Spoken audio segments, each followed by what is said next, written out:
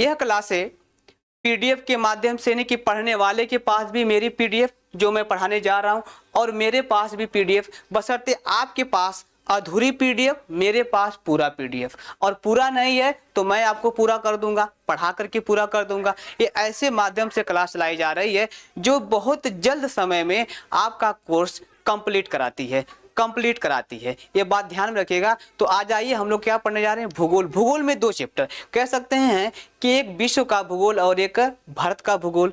तो विश्व को भूगोल को अभी रोक दिया गया है और भारत के भूगोल को हम लोग क्या करेंगे, जारी करेंगे। तो भारत के भूगोल में आपको पढ़ना है भूगोल का परिचय। भूगोल के परिचय है, तो आइए हम इस परिचय में क्या परिचय बनाएं, जानते हैं कि भूगोल क्या है। तो भूगोल का परिचय है कि भूगोल क्या है, जियोग्राफी क्या है। अंग्रेजी में कहा जाता है जियोग्राफी, हिंदी में कहा जाता है भूगोल। तो भूगोल का अर्थ क्या है, जियोग्राफी। और यह एक ग्रीक भाषा है। कौन सी भाषा है, ग्रीक भाषा है। और ग्रीक भाषा में आप देखेंगे तो दोनों को अगर संधि विच्छेद किया जाए तो ये बनता है जियो और एक तरफ बनता है क्या है, ग्रोफ्स। तो आप देखेंगे कि अगर इस चीज को अगर हम लोग अलग कर, जिसे हम लोग क्या कहा, ये है आपका जियो। आप प्लस की बातें अगर करूं तो ये है आपका ग्राफ क्रॉस, ठीक है ना। तो इसका अर्थ है पृथ्वी। क्या है दोस्त, इसका अर्थ है पृथ्वी। इसका अर्थ है वर्णन। क्या है, वर्णन है। दोनों को यदि हम लोग मिला दें तो कहा जा सकता है पृथ्वी का वर्णन। क्या कहेंगे, पृथ्वी का वर्णन है। दोनों को मिला दिया जाए तो क्या होगा डियर, पृथ्वी का वर्णन ही क्या कहलाता है, भूगोल कहलाता है या जियोग्राफी कहलाता है आप देख पा रहे होंगे कि यह क्या है, भूगोल शब्द की उत्पत्ति करने वाले टकले महाराज हैं। क्या है, भूगोल शब्द की उत्पत्ति करने वाले। कहा जाता है कि भूगोल एक अलग अध्ययन शास्त्र के रूप में प्रसिद्ध यूनानी विद्वान इरेटोस्थनीज ने स्थापित किया। इरेटोस्थनीज ने ही भूगोल के लिए सर्वप्रथम जियोग्राफिका, क्या लिखा मैंने, जियोग्राफिका शब्द का प्रयोग किया। यानी कहने का मतलब है कि इस शब्द की जो उत्पत्ति करता कौन है, तो ये साहब है। कौन है, ये साहब। इनका नाम क्या है, इरेटोस्थनीज। ये बातें ध्यान रखने की जरूरत है। अब बात आते हैं कि भारत है कहाँ पे। अब प्रश्न ये बनता है कि भारत है कहाँ पे। तो ये बातें जानते हैं कि भारत कहाँ पे स्थित है, इसके बारे में बात करेंगे। देखिए भारत कहाँ पर है, भारत कहाँ है, ये प्रश्न आपसे पूछा जाएगा कि प्रश्न कहाँ पर है। तो इसका मैं जवाब दे रहा हूं। मैं एक बात बोलूं, यदि मैं आपसे बात कहूं अगर कि ये कहेंगे कि ये हमारा ग्लोब है। क्या है, ये हमारा ग्लोब है। रंग नहीं दिखाया होगा बढ़िया तरीके से, तो रंग इस तरीके से देख लीजिएगा।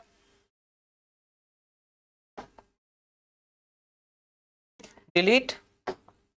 अब यहां से हम लोग जो इसको बनाने जा रहे हैं, कह रहे हैं कि हमारा क्या है, ग्लोब है। इसको मैंने ग्लोब बना दिया और आप देख पा रहे हैं कि इसी ग्लोब पर हमने एक रेखा खींच दी है। क्या रेखा खींच दिए, एक रेखा जिसे हम लोग कहते हैं विषुवत रेखा। क्या कहते हैं मित्र, इसे कहा जाता है विषुवत रेखा कहते हैं। और ये जो विषुवत रेखा है ये 0 डिग्री पे काम करती है। किस डिग्री पे, 0। हम लोग ये कह सकते हैं कि विषुवत जो रेखा है मित्र, यह विषुवत जो रेखा है, यह रेखा यहाँ से यहाँ तक की जो है, यहाँ से यहाँ तक को क्या है, पृथ्वी को अलग 2 भाषा में क्या नाम है, पृथ्वी अलग भागों में बांट देती है। इस हिस्सा को कहा जाता है उत्तर। क्या कहते हैं, उत्तर। इसे कहा जाता है उत्तर और इस हिस्से को कहा जाता है दक्षिण। क्या कहते हैं दोस्त, इसे कहा जाता है दक्षिण। तो ये बातें ध्यान रखिएगा, ये उत्तर है और ये दक्षिण है। तो हमने कहा कि गोला है यह, तो इस गोले को हमने क्या कर दिया, आधा कर दिया। क्या कर दिया दोस्त, हमने इस गोले को क्या कर दिया, आधा कर। देखिए ध्यान रखिएगा, इस गोले को जब मैं आधा कर दिया, ये हमको कितना गोला मिला, आधा मिला। इसलिए इसे कह सकते हैं हम लोग अब कि यह है गोला है लेकिन दक्षिणी गोलार्ध है। गोला का क्या हो जाता है, गोलार्ध। क्या बोलेंगे, गोला का जो है यह आधा गोलार्ध है, यानी कि ये दक्षिणी गोलार्ध हुआ, आधा इसको बांटा। इसी हिसाब से जब हम लोग ऊपर जाते हैं तो ऊपर के हिस्से को कहते हैं उत्तरी उत्तरी गोलार्ध। क्लियर हुआ? तो ये उत्तरी गोलार्ध है, तो ऊपर के हिस्से को हमने उत्तरी गोलार्ध कह दिया, नीचे के हिस्से को हमने क्या है, दक्षिणी गोलार्ध कह दिया, यही ना। तो भारत हमारा कहाँ पर है, ये चीजें को तो याद रखिएगा कि यदि मैं बात करूं आपसे, यदि मैं ये बात करूं कि अगर मैं एक रेखा मैं यहां से खींच दूं, इस रेखा को हम लोग कहते हैं देशांतर रेखा। क्या कहते हैं? देशांतर रेखा। अब जानते हैं कि जो देशांतर रेखा है तो ऊपर से आती है और इसी को समय रेखा भी कहते हैं। तो ये बताएंगे मित्र कि अब हमारा जो है इधर पूरब हो गया, इधर पश्चिम हो गया, इधर का क्षेत्र उत्तर हो गया, लेकिन उत्तर में हम कहाँ पे हैं, पूरब में हैं। तो हमारा जो भारत आप देखेंगे कि यहाँ पर है, हमारा जो भारत है मित्र यहाँ पर है। तो भारत कहाँ पर है, उत्तर में है और पूरब में है। तो किस उत्तर में है, आधे गोलार्ध में, तो कहेंगे गोलार्ध के पूर्वी क्षेत्र में है। तो प्रश्न ये बनता है कि भारत कहाँ पे है, तो कहेंगे भारत पूर्वी कहाँ पे, उत्तर पूर्व, क्या है, पूर्वी उत्तर, क्या है, पूर्व उत्तर भी कह सकते हैं। तो कहा जाएगा कि उत्तरी पूर्वी, क्या कहेंगे, उत्तरी पूर्वी गोलार्ध में है। कहाँ है भारत, तो कहेंगे कि भारत देखिए उत्तर भी है और पूर्व में है। तो उत्तरी गोलार्ध में है इसलिए कहेंगे उत्तरी, पूर्व में है इसलिए पूर्वी कहेंगे, गोला के आधा में है तो क्या कहेंगे, गोलार्ध कहेंगे। तो भारत उत्तरी पूर्वी गोलार्ध में स्थित है। चीजें समझ में आई कि नहीं आई, आ रही होगी भाई। चलिए तो आइए बात करेंगे किस भारत के बारे में, और ये दक्षिणी गोलार्ध है। चलिए समझ में आ रहा, आगे देखेंगे। हमने कहा कि गोलार्ध में है तो अक्षांश का मतलब होता है उत्तरी गोलार्ध। क्या है, अक्षांश का मतलब उत्तरी गोलार्ध। कैसे उत्तरी गोलार्ध, देखिए ये हमारा अक्षांश है, क्या हमारा है, अक्षांश है। इसे कहा जाता है अक्षांशीय रेखा। क्या कहते हैं, अक्षांशीय रेखा। तो भारत अक्षांशीय रेखा के कहां पर है, उत्तर में है। ये हमारा प्यारा सा भारत रहा। तो ये कहता है कि उत्तरी गोलार्ध में। भारत देशांतर में कहाँ है, मैंने कहा कि ये हिस्सा जो है आपका, ये हिस्सा जो आपको दिखाई दे रहा है, इसको हम कहते हैं देशांतर रेखा। तो देशांतर के कहां पर है, तो कहेंगे कि पूरब में है, इसलिए लिखा है कि पूर्वी गोलार्ध में है। तो गोला में है लेकिन पूर्वी गोलार्ध में है। चीजें स्पष्ट हो रही होगी दोस्त। आगे बात हम लोग ये कर रहे हैं कि महाद्वीप। तो भारत किस महाद्वीप में है, तो कहेंगे भारत एशिया महाद्वीप में है। भारत कहाँ पे है, एशिया महाद्वीप में है।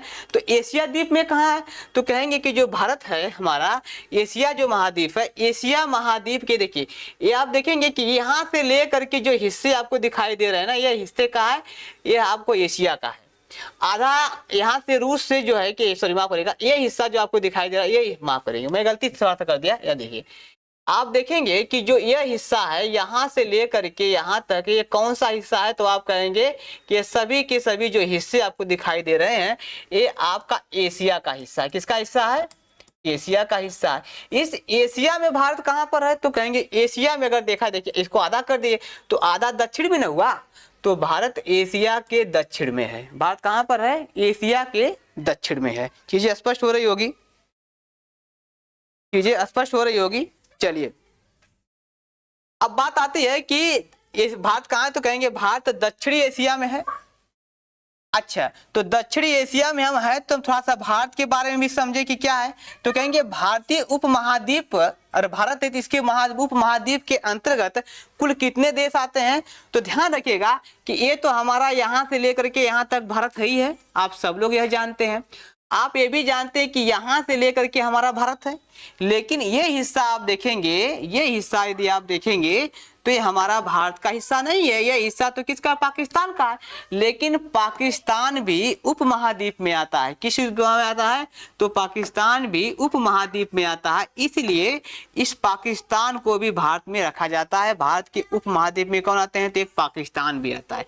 इसी बगल में आप देखेंगे एक देश है, इसका क्या नाम है, नेपाल है। कौन सा देश है बाबू, कहेंगे नेपाल है। कौन सा देश, नेपाल। यह नेपाल है, तो नेपाल भी उपमहाद्वीप में आते हैं। एक देखेंगे कि यहीं पे एक भूटान भी आपको दिखाई देगा। क्या नाम है, यहीं पे एक भूटान देश है, ये भी आपको क्या दिखाई देगा, ये हिस्सा है। इसके बाद आप देखेंगे ये हिस्सा जो है बांग्लादेश का है, तो बांग्लादेश भी भारत का हिस्सा था, तो कहेंगे कि सभी देश क्या हैं, भारत के उपमहाद्वीप में आते हैं। किस उपद्वीप में?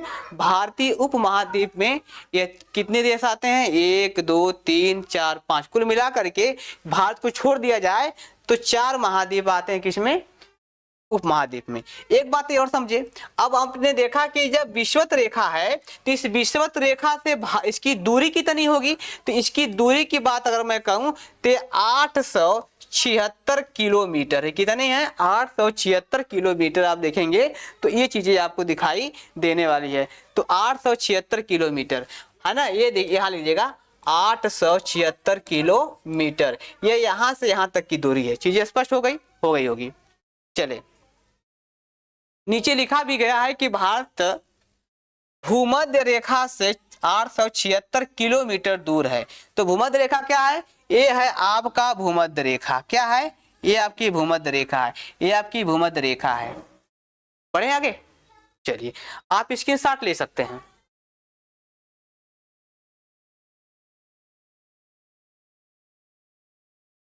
चलिए, चीजें देख ही लिया था आप।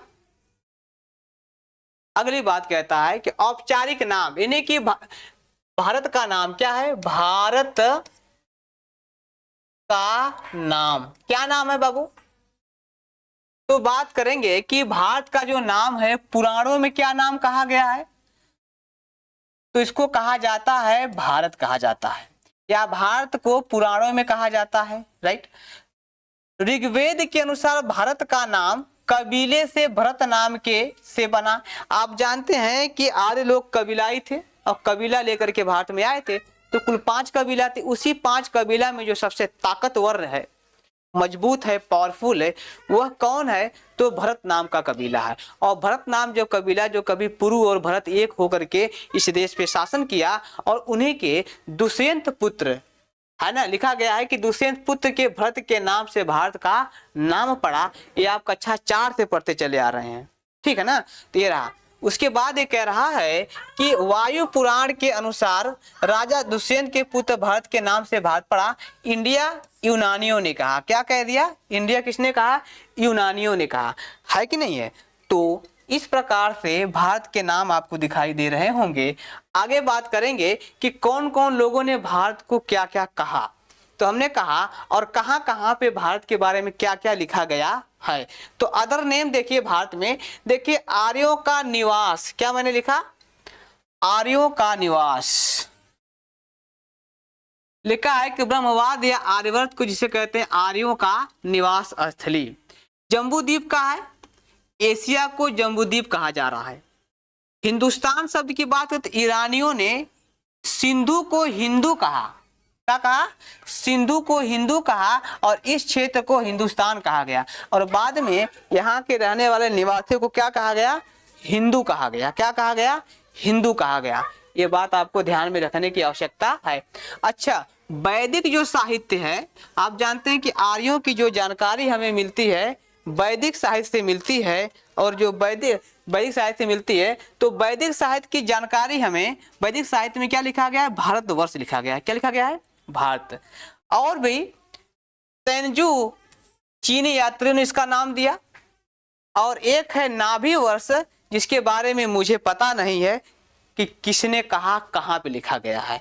आपको मिलेगा तो कमेंट जरूर करिएगा हमारे यहाँ, ताकि मैं आपसे सीख लूंगा, ठीक है ना। चलिए आगे बढ़े। भारत का नामकरण के बारे में सब समझ गए, लेकिन थोड़ी सी अब चलेंगे विश्व स्तर पे। हमने कहा कि एशिया को क्या कहते हैं? जम्बूद्वीप कहते हैं। उत्तरी अमेरिका को क्या कहते हैं? क्रॉच द्वीप कहा जाता है। दक्षिणी अमेरिका को क्या कहते हैं? तो पल्छ द्वीप कहा जाता है। क्या कहते हैं? पल्छ द्वीप कहा जाता है। यूरोप को क्या कहा जाता है?